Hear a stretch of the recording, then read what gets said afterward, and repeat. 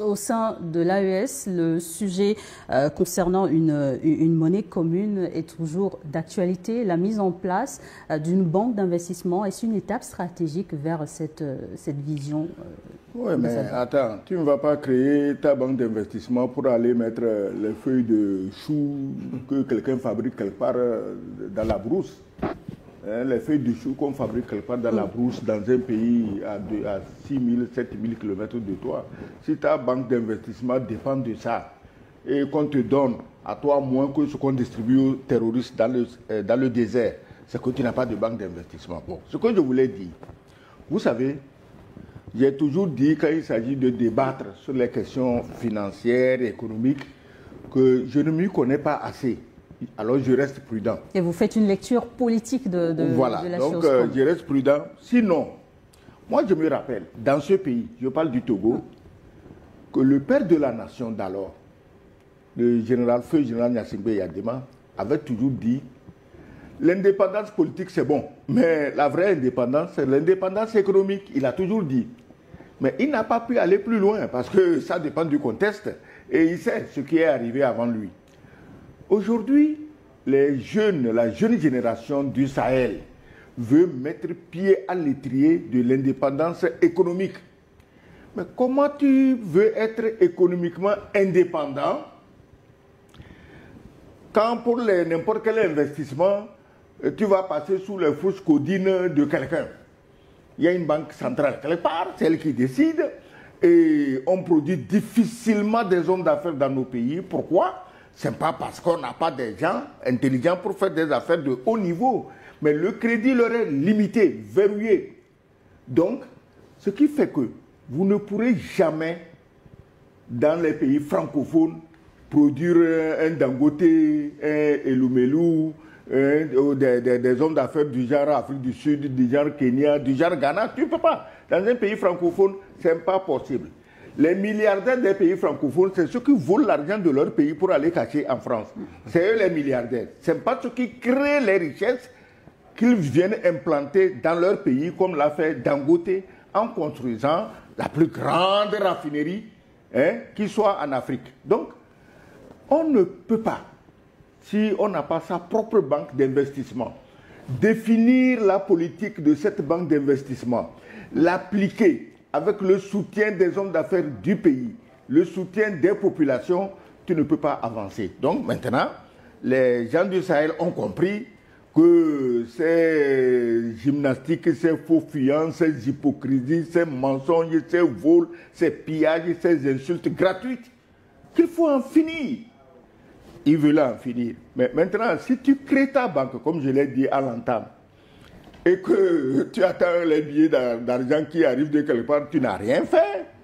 Donc pour moi, la création de la banque implique automatiquement la création de la monnaie, ce qui donne de véritables crises d'urticaire et des insomnies, mais inguérissables à certains, à ceux qui sont habitués à voler l'Afrique gratuitement. N'oubliez pas, avant que tout le méli-mélo ne commence, que c'est des journaux allemands qui ont dénoncé en disant que par le système du franc CFA, la France siphonne dans ses colonies entre 400 et 500 milliards de dollars par an.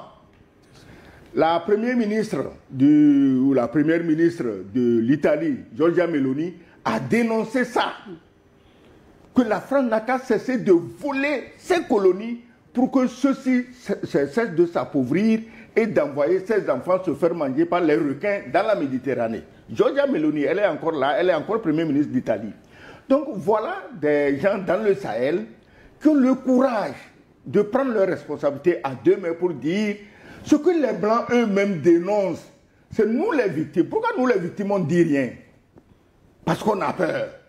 On a peur de quoi? Oh, on a peur de mourir, on a peur de perdre le pouvoir, on a peur de ceci. Mais madame, rien ne se gagne gratuitement. Aujourd'hui, nous sommes là, on bavarde. Ah, les Blancs sont venus nous coloniser. Ah, ils ont tué les Amérindiens en Amérique, ils ont occupé le pays. Mais ce n'était pas facile, ils ont accepté de mourir. Tu crois que quoi? Le premier Blanc qui est venu au Togo, il y avait un tapis rouge au bord sur la plage pour l'accueillir. Non, peut-être il a été accueilli à coups de flèche. Il a pris des risques et il vous a colonisé. Donc si aujourd'hui vous, avec ce monde ouvert et d'ailleurs multipolaire, parce que vous avez peur de mourir, vous laissez vos pays mourir, vous laissez vos peuples péricliter, mais un jour, vous serez tous morts. Et il n'y aura plus de noirs. L'objectif final, c'est ça, il n'y aura plus de noirs. Tu as vu l'autre en Afrique du Sud, Trump, 5% de blancs sont propriétaires de 70 ou 80% des terres. Et le dirigeant Ramaphosa dit que non, on va essayer, on dit non, que c'est génocide. Alors, donc ça veut dire que les gens là, quand il s'agit des Noirs, ils n'ont aucune pitié.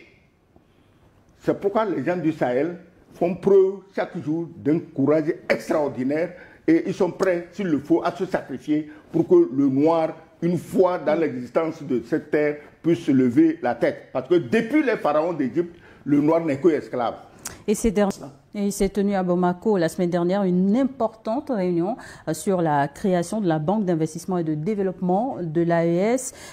Comment cette banque pourrait-elle se différencier des institutions financières internationales déjà présentes dans la région?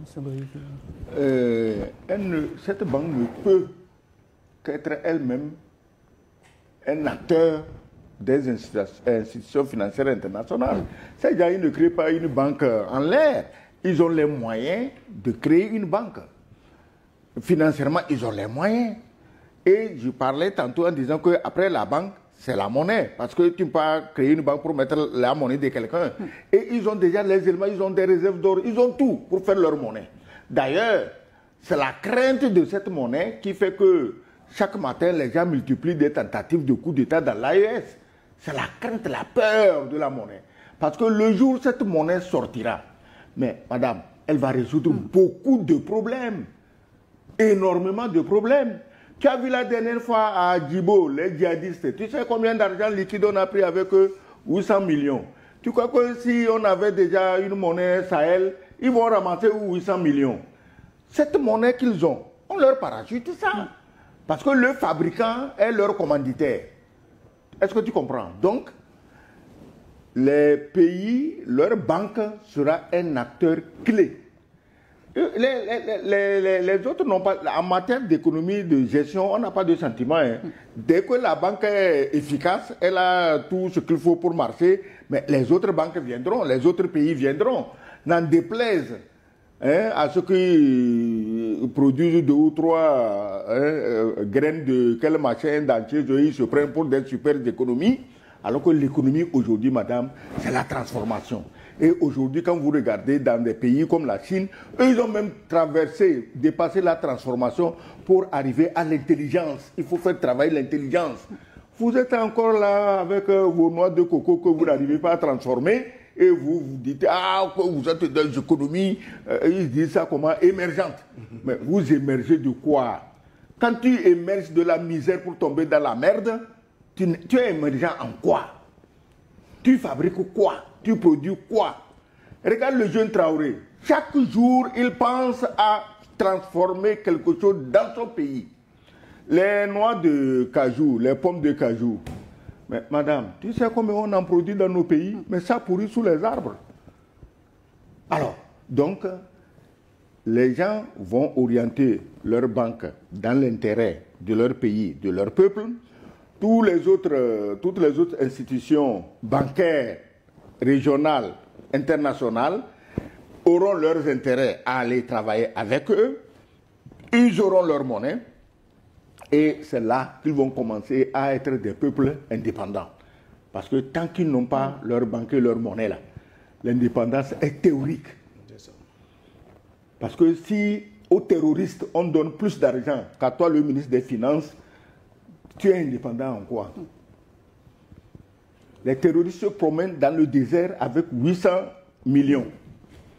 Maintenant, chez toi ici, là, si on vient donner 1 million, on doit mobiliser la radio, la télévision, l'aide au développement, comment le pays des sauveurs est venu. Bon, on est venu vous sauver. Mais 800 millions de terroristes, est-ce que quelqu'un a fait un discours?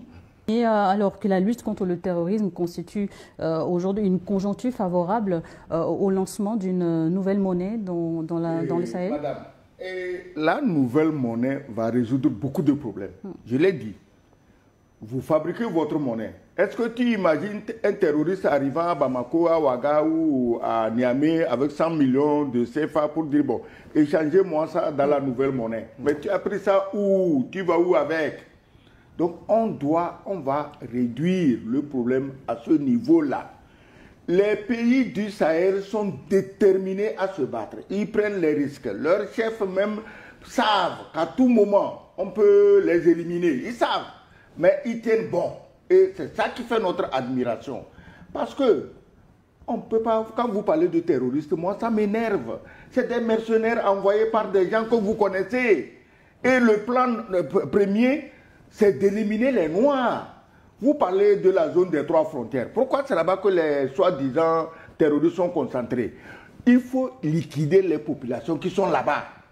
C'est un travail d'extermination. Si les Africains ne comprennent pas ça, on va continuer à avoir des herbivores qui disent « Ah, moi je suis ami de tel. » C'est-à-dire qu'il est ami de celui qui commandite les mercenaires. Mais eux, ils n'ont pas d'amis, ils n'ont que des intérêts. Si vous n'avez pas compris que c'est un danger qui menace tous les Noirs, regardez la scène de Ramaphosa avec Trump. Vous croyez que quoi?